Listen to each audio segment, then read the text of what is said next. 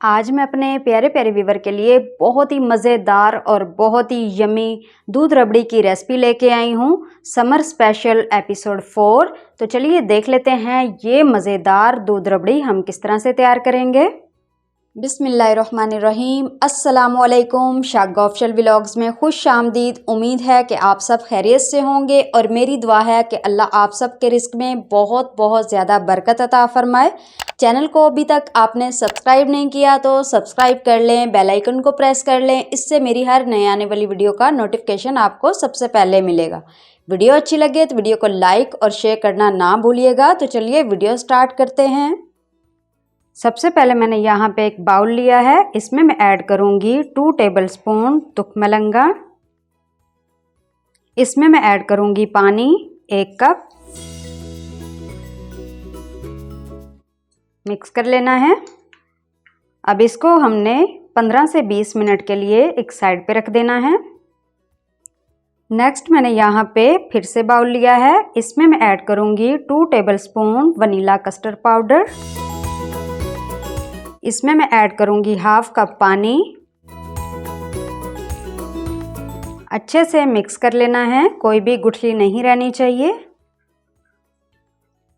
अब इसको भी साइड पे रख दूँगी और नेक्स्ट स्टेप की तरफ चलते हैं। अब यहाँ पर मैंने एक कढ़ाई ली है, इसमें मैं ऐड करूँगी 1 कप चीनी। अब चीनी को लो फ्लेम पे कुक करना है कैरमल होने तक, ज़्यादा हाई फ्लेम पे नहीं कुक करना।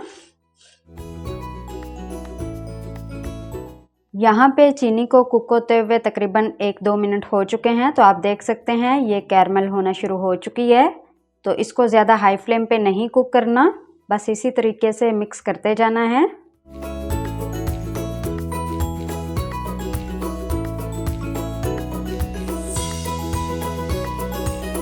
यहाँ पे चीनी को कुक करते हुए मुझे तकरीबन 4 से 5 मिनट हो चुके हैं।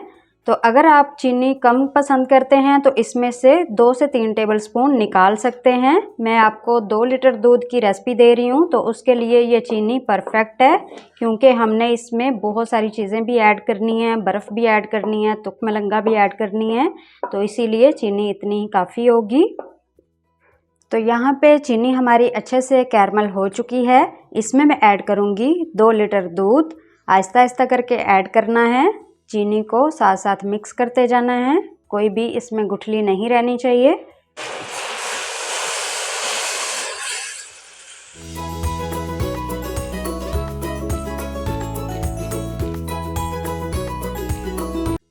अब यहाँ पर दूध मैंने ऐड कर लिया है। अब दूध को अच्छे से चम्मच चलाते हुए हमने तकरीबन 15 से 20 मिनट पकाना है लो फ्लेम पे। तो यहाँ पे जो दूध मैंने इस्तेमाल किया है वो मैंने फ्रेश वाला इस्तेमाल किया है। इसमें दूध फ्रेश वाला ही इस्तेमाल होता है। जब भी दूध रबड़ी आप बनाएं तो आपने दूध फ्रेश वाला ही लेना है। यहाँ पे रबड़ी को कुक करते हुए तकरीबन 15 से 20 मिनट हो चुके हैं, तो मैंने चम्मच बिल्कुल रोका नहीं है। अगर आप चम्मच रोक देंगे तो दूध जो है वो नीचे लग जाएगा, जिससे आपकी रबड़ी ख़राब हो सकती है। अब मैं आंच को लो करूँगी। अब जो कस्टर्ड पाउडर को पानी में भिगो के रखा था उसको अच्छे से मिक्स कर लेना है और इसमें ऐड कर देना है और साथ साथ चम्मच चलाते जाना है। अब कस्टर्ड ऐड करने के बाद मज़ीद 5 मिनट हम और कुक करेंगे मीडियम फ्लेम पे। कस्टर्ड ऐड करने से हमारी रबड़ी में से बहुत अच्छा फ्लेवर आएगा और इतने दूध से आपके 10 से 12 ग्लास बन जाएंगे। तो यहाँ पे कस्टर्ड ऐड करने के बाद मैंने मज़ीद 5 मिनट इसको कुक किया है। तो यहाँ पे बड़ी ही मज़ेदार रबड़ी हमारी रेडी हो चुकी है। मज़ीद ये ठंडा होने के बाद और गाढ़ी हो जाएगी। तो चलें अब हम इसको ठंडा होने के लिए यहीं पे छोड़ देंगे। यहाँ पे दूध रबड़ी जो है रूम टेम्परेचर पे आ चुकी है। इसमें मैं ऐड करूँगी तुकमलंगा, आइस क्यूब्स,